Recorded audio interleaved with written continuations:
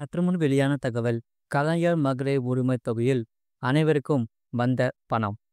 பலருக்கு ஒரு மகிழ்ச்சியான தகவல் வந்துள்ளது.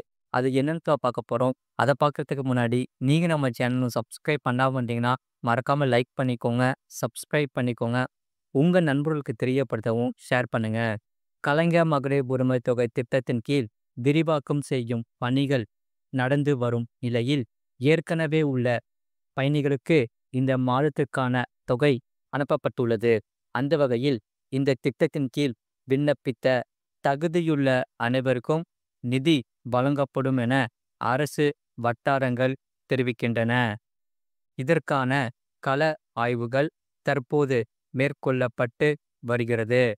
இதனால் இந்த திட்டத்தில் முதல் கட்ட பயனாளிகள் சேர்க்கையின் போதும் திட்ட விரிவாக்கத்தின் போதும் கள ஆய்வுகள் நடத்தப்பட்டுள்ளது. அதேபோல இந்த முறையும் பயனாளிகளின் விவரங்கள், முகவரி, வங்கி தகவல்கள் போன்றவற்றை சரிபார்க்கும் ஆய்வுகள் நடத்தப்படும் என்று சொல்லப்படுகிறது.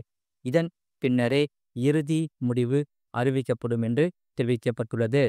ஆகையால் வருகிற தீபாவளி பண்டிகைக்கு முன்னதாக கலைஞர் மகளிர் உரிமைத் தொகை திட்டத்தின் விரிவாக்கத்திற்கான அறிவிப்பு வெளியாகும் என எதிர்பார்க்கப்படுகிறது.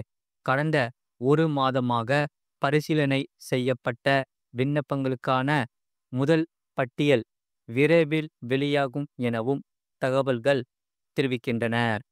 உங்களுடன் ஸ்டாலின் திட்டத்தின் கீழ் பெறப்பட்ட விண்ணப்பங்கள் படிப்படியாக ஆய்வு செய்யப்பட்டு வருகிறது. அந்த வகையில் அக்டோபர் 15ஆம் தேதி தீபாவளி பரிசாக முதல் கட்ட பயனாளிகளுக்கு பணம் அனுப்பப்படலாம் என்று கூறப்படுகிறது. இந்த திட்டத்தின் கீழ் விண்ணப்பித்தவர்களுக்கு 45 நாட்களுக்குள் பதில் அளிக்கப்படும் என முன்னதாக அறிவிக்கப்பட்டிருந்தது. அதன்படி ஆகஸ்ட் 28ஆம் தேதியுடன் உங்களுடன் ஸ்டாலின் திட்டமானது தொடங்கி 45 நாட்கள் நிறைவடைந்துள்ளது. முதல் நாளில் அல்லது முகாம் தொடங்கிய முதல் வாரத்தில் விண்ணப்பித்தவர்களுக்கு ஆகஸ்ட் 28 முதல் பதில்கள் கிடைத்திருக்க வேண்டும். எனினும் அவர்களுக்கான பதில்கள் இன்னும் அனுப்பப்படவில்லை. அக்டோபர் மாதம் தீபாவளிக்கு முன்பாகவே அவர்கள் பதில்களை பெறுவார்கள் என்று எதிர்பார்க்கப்படுகிறது. இந்த கலைஞர் மகளிர் உரிமைத் தொகை திட்டத்திற்கு விண்ணப்பித்தவர்கள் www.kmut.tn.government.in என்ற இணையதள முகவரி மூலம் தங்கள் மனுவின் நிலையை ஆன்லைனில் தெரிந்து கொள்ளலாம். இதனால் சமீபத்திய தகவல்களின்படி மகளிர் உரிமைத் தொகை திட்டத்தின் பயனாளிகள் மற்றும் தகுதியற்றவர்கள் குறித்த விவரங்கள் அனைத்தும் வெளியாகி உள்ளது. ஆகையால் தமிழக அரசின் அறிக்கையின்படி உங்களுடன் ஸ்டாலின் திட்ட முகாம்களில் சுமார் 25 லட்சம் மனுக்கள் பெறப்பட்டுள்ளது. இதனால் 15 லட்சம் பெண்கள் மகளிர் உரிமைத் தொகை திட்ட நிதி உதவி கோரி விண்ணப்பித்துள்ளனர்.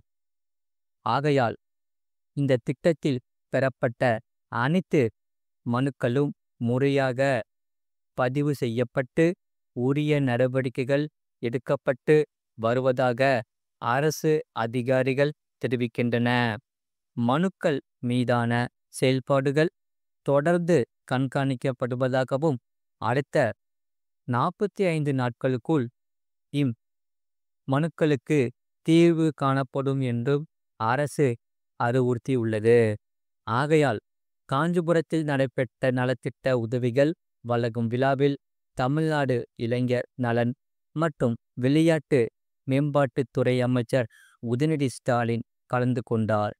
அந்த காஞ்சிபுரம் மாநகராட்சிக்கு பட்ட செவிலிமேட்டில் உள்ள தனியார் திருமண மண்டபத்தில் நடைபெற்ற இவ்விழாவில் அவர் பங்கேற்றார். அப்பொழுது அவர் விழாவில் 17 துறைகளை சேர்ந்த 4997 பயனாளிகளுக்கு 253 கோடி மதிப்பிலான நலத்திட்ட உதவிகளை அமைச்சர் வழங்கினார். மேலும் 3846 பயனாளிகளுக்கு வீட்டு மனை பட்டா வழங்கப்பட்டதுடன் புதிதாக கட்டி முடிக்கப்பட்ட கட்டிடங்களுக்கும் திறக்கப்பட்டன. புதிய கட்டிடங்களுக்கு அடிக்கல்லும் நாட்டப்பட்டது. இந்த விழாவில் பேசிய அமைச்சர் உதயநிதி ஸ்டாலின், ஒன்றிய பாஜக அரசின் அடையாளம் அடக்குமுறை, அதிமுகவின் அடையாளம் அடிமைத்தனம், ஆனால் திமுக அரசுதான் சமூக நீதிக்கான அரசு என்று குறிப்பிட்டார். இதனால் திமுக அரசின் முக்கிய திட்டங்களான மகளிர் உரிமை தொகை திட்டம், மகளிருக்கு மகப்பேறு நிதி உதவி திட்டம் மற்றும் காலை உணவு திட்டம் ஆகியவற்றின் சாதனைகளையும் அவர் பட்டியலிட்டார். மகளிர் உரிமை தொகை திட்டத்தினால் 1,15,00,000 பெண்கள் பயன்பெறுவதாகவும், காஞ்சிபுரம் மாவட்டத்தில் மட்டும் 1,73,000 பெண்கள் இத்திட்டத்தில் பயனடைந்து வருவதாகவும் தெரிவித்தார். உங்களுடன் ஸ்டாலின் திட்டத்தில் மனு அளித்த பெண்களுக்கு முதலமைச்சர் கவனத்திற்கு கொண்டு வரப்பட்டு இந்த கலைஞர் மகளிர் உரிமை தொகை திட்டத்தில் விரைவில் அனைவருக்கும் வழங்கப்படும் என்று உதயநிதி ஸ்டாலின் உறுதியளித்தார். இறுதியாக 2026 சட்டமன்ற தேர்தலில் முதலமைச்சர் மு.க. ஸ்டாலின் மீண்டும் முதலமைச்சராக தேர்ந்தெடுக்கப்படுவார் என்று நம்பிக்கை தெரிவித்தார். மறக்காம நீங்க லைக் பண்ணிக்கோங்க, சப்ஸ்கிரைப் பண்ணிக்கோங்க. அடுத்த செய்தி என்னவென்றால், ஆசிரியர்களுக்கு முக்கியமான தகவல் வந்துள்ளது.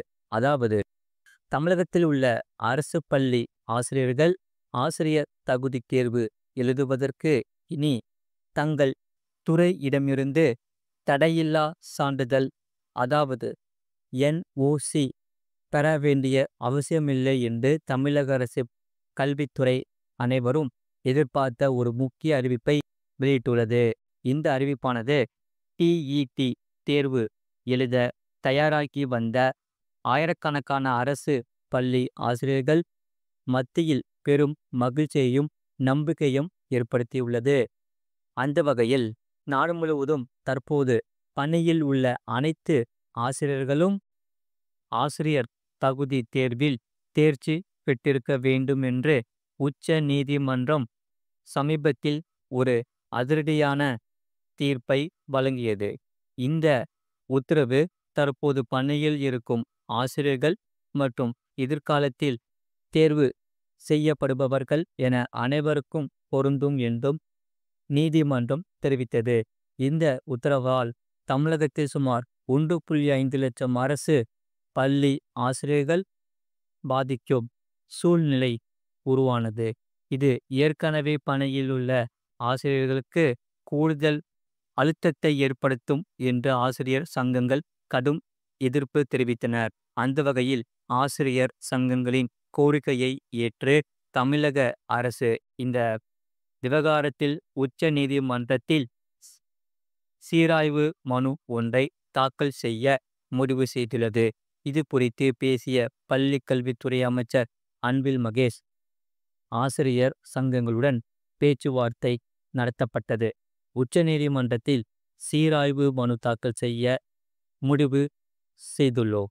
ஆசிரியர்களுக்கு சாதகமாக நல்ல தீர்ப்பு வரும் என்ற நம்பிக்கை உள்ளது. ஆகையால் 2025ஆம் ஆண்டுக்கான TET தேர்வு வரும் நவம்பர் 15 மற்றும் 16 ஆகிய தேதிகளில் நடைபெற உள்ளது. உச்ச நீதிமன்றத்தின் உத்தரவை அடுத்து தற்போது பணியில் உள்ள அரசு பள்ளி ஆசிரியர்கள் வரும் இந்த தேர்வுக்கு விண்ணப்பித்துள்ளனர். அரசு பணியில் இருப்பவர்கள் உயர்கல்வி அல்லது வேறு போட்டித் தேர்வுகளில் பங்கேற்க தங்கள் துறையிடமிருந்து தடையில்லா சான்றிதழ் பெற வேண்டும் என்பது நடைமுறை. ஆகையால் ஆசிரியர்கள் இந்த சிரமத்தை நீக்கும் விதமாக பள்ளி கல்வித்துறை தற்போது ஒரு முக்கிய சுற்றறிக்கை அனைத்து முதன்மை கல்வி அலுவலர்களுக்கும் அனுப்பியுள்ளது. மறக்காம நீங்கள் லைக் பண்ணிக்கோங்க, சப்ஸ்கிரைப் பண்ணிக்கோங்க, உங்கள் நண்பர்களுக்கு தெரியப்படுத்தவும் ஷேர் பண்ணிக்கோங்க.